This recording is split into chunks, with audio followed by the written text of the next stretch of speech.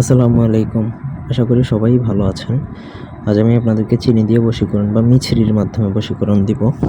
তো এটা একটা হালাল বশীকরণ। এই বশীকরণটা কোনো আকাম কুকামের জন্য না। আমি আগেই বলছি, একবারে ক্লিয়ারভাবে বলে দিই, এটা কোনো আকাম কুকাম আপনি কারোর সাথে শারীরিক সম্পর্ক করবেন এটার জন্য না। আপনি কাউকে এমনি কয়দিন প্রেম ভালোবাসা করবেন, পরকীয়া সম্পর্ক করবেন, অবৈধ সম্পর্ক করবেন, এই ধরনের কোনো যদি ইচ্ছা থাকে এটা করবেন না। আপনার কাজ 1%ও হবে না, উল্টা হিতে বিপরীত হতে পারে, আপনার ক্ষতি হতে পারে। সুতরাং বৈধ সম্পর্ক মানে আপনি কাউকে বিয়ে করতে চান আসলেই, তবে প্রয়োগ করতে পারেন।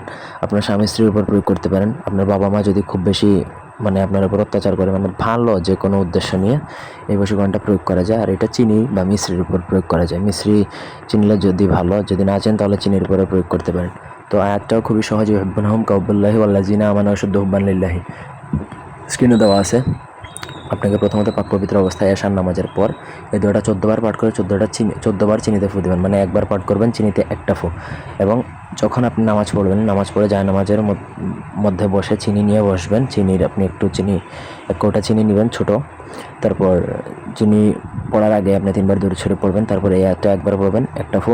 এইভাবে 14 বার পরে 14টা ফু দিয়ে আবার 3 বার দরুদ শরীফ পড়বেন। যে কোনো তদবির বা যে কোনো সূরা বা দোয়া, ইসলামী তদবির করার আগে পিছিয়ে দরুদ শরীফ পড়লে সেই তদবিরটা খুব বেশি কার্যকর হয়।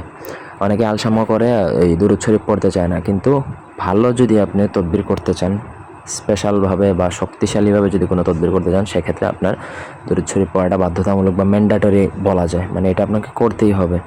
এইভাবে ইন্টেনশন নিয়ে আপনি কাজ করবেন। তারপর ওই চিনিটা যাকে খাওয়াবেন বা ওই চিনি দিয়ে শরবত, পানি বা যে কোনো কিছুই যদি যাকে খাওয়াবেন, জুস খাওয়াবেন বা আপনি চা বানায় খান, যেটাই খান, সে কিন্তু আপনার বশীভূত হয়ে যাবে একদম 100%। ধন্যবাদ।